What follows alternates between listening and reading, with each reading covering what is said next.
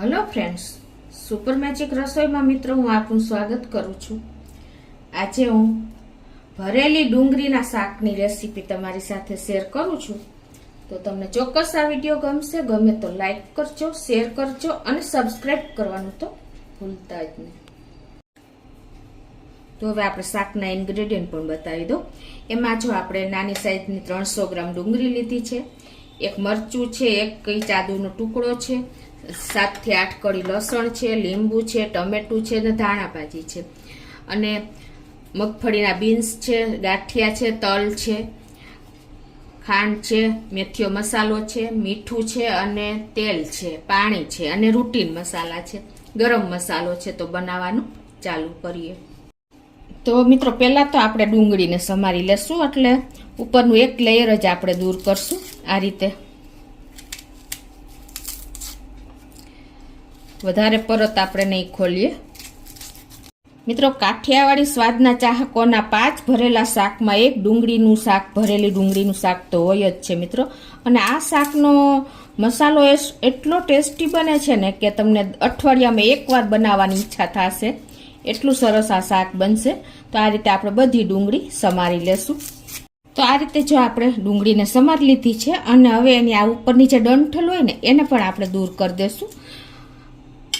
અને હવે ખાસ ઇમ્પોર્ટન્ટ સ્ટેપ આવે છે કે આપણે જ્યારે ડુંગળી ભરીએ છીએ ને ત્યારે આપણે આમ વચ્ચેથી આમ કટ આપીએ છીએ, તો શું થાય છે કે આપણી ડુંગળી ખુલી જાય છે। એના માટે તમારે શું કરવાનું કે આ રીતે સાઈડમાંથી કટ આપવાનો, એટલે મસાલો પણ સરસ આવી રીતે જો તમે આંગળી અને અંગૂઠાથી પ્રેસ કરશો ને તો સરસ પ્રેસ થઈ અને મસાલો પણ ભરાઈ જશે અને તમારી ડુંગળી પણ નહીં ખુલે। હવે આ બધી ડુંગળીને આપણે પાણીમાં નાખી દેશું। હવે આપણે મસાલો એક બનાવી લઈએ ભરવા માટેનો। તો એમાં આપણે 1 ઇંચ આદુનો ટુકડો નાખી દેશું, 7 થી 8 કળી લસણ, 1 મરચાને કટ કરી લેશું, 2 ચમચી સિંગદાણા, 1 ચમચી તલ, 1 ટીસ્પૂન કાશ્મીરી લાલ મરચું, અને આને એકદમ ટેક્સચર અને ટેસ્ટ આપવા માટે આપણે કોઈ પણ ગાંઠિયા તમે લઈ શકો છો, પાપડી કે કાંઈ પણ આ સંચાના કે, અને જો ગાંઠિયા ન હોય ને તો આ તમે ચણાનો લોટ પણ 2 ચમચી લઈ શકો છો। અત્યારે મેં આ 1/4 કપ જેવા ગાંઠિયા લીધા છે, અને હવે આને આપણે ક્રશ કરી લઈએ। મિત્રો ગાંઠિયાનો ટેસ્ટ આપણે ચણાના લોટ કરતાં બહુ સરસ આવે છે, એટલે બને ત્યાં સુધી ગાંઠિયા જ વાપરવાના। તો આ રીતે જો આપણે પેસ્ટ તૈયાર થઈ ગઈ છે, અને એને આપણે એક બોલમાં કાઢી લેશું। આમાં આપણે બીજા રૂટીન મસાલા કરી લેશું। તો 2 ચમચી જેવું ધાણા જીરું નાખશું। મિત્રો આમાં ધાણા જીરુંનો ટેસ્ટ બહુ સરસ આવે છે, અને 1/4 ચમચી જેવું આપણે હળદર નાખી દેશું। જો તમે હળદર ન વાપરતા હો તો સ્કીપ પણ કરી શકો છો। 1 ચમચી જેવું આપણે રૂટીન કાશ્મીરી મરચું નાખી દેશું, અને આપણે મીઠું ટેસ્ટ એકોર્ડિંગ 1/2 ચમચી જેવું નાખી દેશું। 1 ચમચી જેવી ખાંડ નાખશું, અને આપણે અનેક ગણો ટેસ્ટ વધારવા માટે આપણે મેથીયો મસાલો મેં લીધો છે, એ 1/2 ચમચી જેવો છે, એને પણ આપણે નાખી દેશું। ઘણા લોકો આપણે વઘારમાં મેથી મૂકીએ છીએ ને તો નથી ગમતી, તો એના માટે આ બેસ્ટ સોલ્યુશન છે કે તમે મેથીયો મસાલો એડ કરી શકો છો, અને અનેક ગણો ટેસ્ટ વધી જાય છે। અને આ મેથીયા મસાલાની રેસીપી મિત્રો મેં મારા ચેનલમાં મૂકેલી છે, તો તમે ખાસ જોઈ લેજો। અને આપણે 2 ટેબલસ્પૂન જેવી ધાણા ભાજી નાખી દેશું, અને 1 ચમચી જેવું તેલ નાખી દેશું, અને 1 ટીસ્પૂન જેવો આપણે ગરમ મસાલો નાખી દેશું। અને હવે આ બધું આપણે હાથેથી જ મિક્સ કરી લેશું। આ મસાલો એટલો ટેસ્ટી અને ચટાકેદાર થાય છે, અને મિત્રો આપણે આ મસાલાની ક્વોન્ટિટી થોડીક વધારે જ કરવાની, કેમ કે આપણે પછી ઉપરથી પણ નાખશું, અને મસાલો હશે ને તો પણ ટેસ્ટ પણ સરસ આવશે। અને બીજું કે આ મસાલો તમે જો વધારે કરીને કોઈ પણ શાકમાં ભરી શકો છો। આ રીતે મિક્સ કર્યા પછી તમે આમાં આમચૂરનો પણ ઉપયોગ કરી શકો છો, અને લીંબુ હોય તો લીંબુનો પણ ઉપયોગ કરી શકો છો। અત્યારે હું 1 લીંબુનો રસ નાખું છું, એટલે કે 1 ચમચી જેવો। આ રીતે ખાટો, મીઠો અને તીખો મસાલો એકદમ ટેસ્ટી બને છે, અને શાકનો ટેસ્ટ અનેક ગણો વધારી દે છે। તો આ રીતે આપણો મસાલો પણ સરસ તૈયાર થઈ ગયો છે. હવે આપણે આ એક ટમેટું લીધું છે ને મોટી સાઈઝનું, એની આપણે પ્યુરી કરી લેશું સમારીને મિક્સર જારમાં. નાનું હોય તો તમારે 2 ટમેટા લેવાના.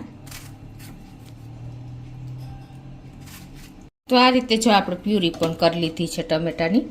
અને હવે આપણે આ મસાલો ભરી લેશું ડુંગળીમાં. આ ડુંગળીનું પાણી નિતારી લેશું.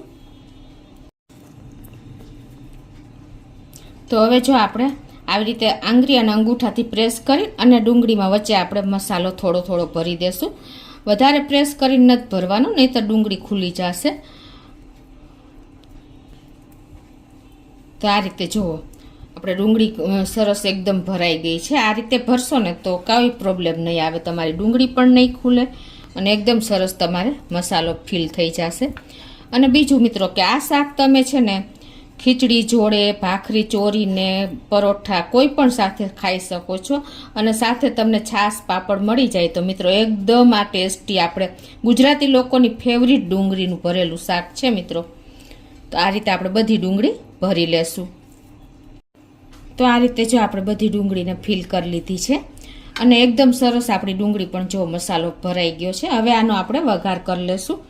તો હવે આપણે ઝડપથી અને સવારની ભાગદોડ હોય અને જો શાક બનાવવું હોય તો આપણે અત્યારે કુકરમાં જ બનાવીએ છીએ. તો પહેલાં ગેસ ઓન કરી અને ગેસની ફ્લેમ આપણે સ્લો જ રાખશું. અને આપણે ડુંગળીનું ભરેલું શાક છે તો થોડુંક પ્લસ તેલ મૂકશું. તો અત્યારે આપણે 4 ટેબલ સ્પૂન જેવું તેલ મૂકી દઈશું. તો આપણું તેલ પણ ગરમ થઈ ગયું છે. અડધી ટીસ્પૂન આખું જીરું, અડધી ટીસ્પૂન રાઈ અને 2 પિંચ જેવી હિંગ નાખી દેશું.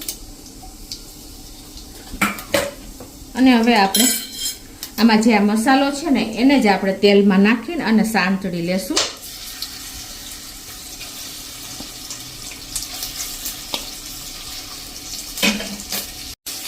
અને ગેસની ફ્લેમ આપણે સ્લો જ રાખી છે એટલે આપણો તેલમાં સરસ કૂક થઈ જશે ને મસાલો, તો એકદમ સરસ ફ્લેવર પણ આવશે અને ટેસ્ટ પણ વધી જશે.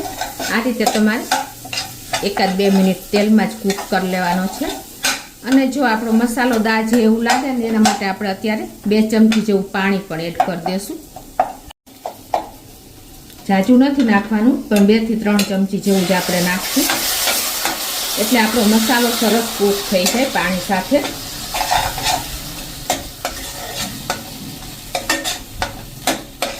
તો આ રીતે જો અત્યારે એવી સરસ સ્મેલ આવી રહી છે મિત્રો, મસાલો કૂક થાય છે. તો આ રીતે તમે કૂક કરશો ને તો જરા પણ કચાશ નહીં રહે મસાલાની અને સરસ આપણો મસાલો ફ્લેવર આવી જશે. આ રીતે આપણે 2 થી 3 મિનિટ જો મસાલાને સ્લો ફ્લેમ ઉપર કૂક કરી લીધો છે. હવે આપણે જે આ કાંદા ભર્યા છે ને એ નાખી દેશું.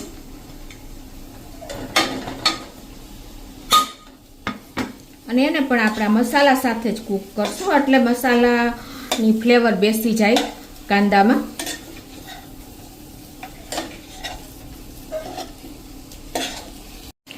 હવે જો આપણી ડુંગળી પણ ટ્રાન્સપરન્ટ થઈ ગઈ છે અને થોડું થોડું તેલ પણ છૂટું પડી ગયું છે. તો હવે આ સ્ટેજે આપણે આ જે ટમેટાની પ્યુરી કરી છે ને એ નાખી દેશું અને એને પણ આપણે 2 થી 3 મિનિટ કૂક કરી લેશું કાંદા સાથે જ આ રીતે.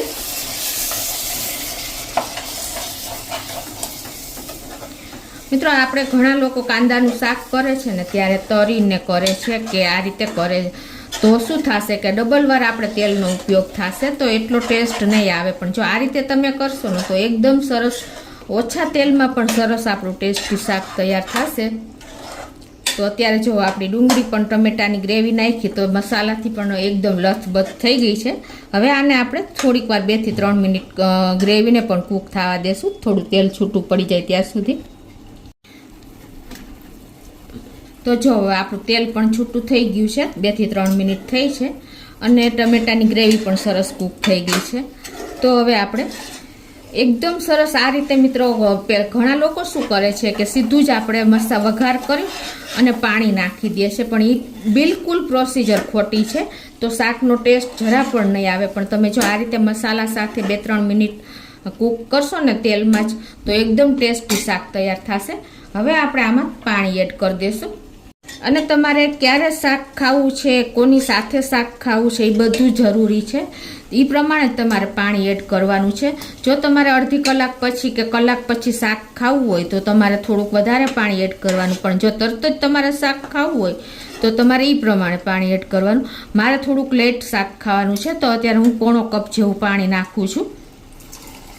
એટલે શું થશે કે આપણે આમાં ગાંઠિયા વાપરા છે ને તો એ બધો મસાલો શોષી લેશે, એટલે એ પ્રમાણે તમારે પાણી એડ કરવાનું. અને આ ડુંગળીને કૂક થતાં પણ ટાઈમ નથી લાગતો, એટલે આપણે એક જ વિસલ કરશું આમાં. તો અત્યારે હું પોણો કપ જેવું પાણી નાખી દઉં છું. તો હવે આપણે કુકરનું લીડ બંધ કરી અને સ્લો ફ્લેમ ઉપર જ આપણે એક વિસલ કરવાની છે. 2 વિસલ કરવાની કોઈ જરૂર જ નથી, કેમ કે આપણી ડુંગળી એકદમ સોફ્ટ હોય છે. તો એક વિસલ થઈ ગઈ છે અને પ્રેશર પણ રિલીઝ થઈ ગયું છે. તો આપણે કુકરને ખોલી લઈએ. વાવ મિત્રો, જો કેવું શાક આપણું ટેસ્ટી જોઈને ખાવાની ઈચ્છા થઈ જાય એવું બન્યું છે. તો હવે આપણે ઉપરથી થોડી એવી ધાણા ભાજી પણ નાખી દેશું. તો એકદમ ટેસ્ટી આપણે ચટાકેદાર કાંદાનું શાક રેડી છે. તો આપણે એને સર્વ પણ કરી દઈશું. આ જેમ ટાઈમ થશે ને અડધી કલાક ત્યાં બધો રસો શોષાઈ જશે. તો એને આપણે આ રીતે બોલમાં સર્વ કરી લઈશું.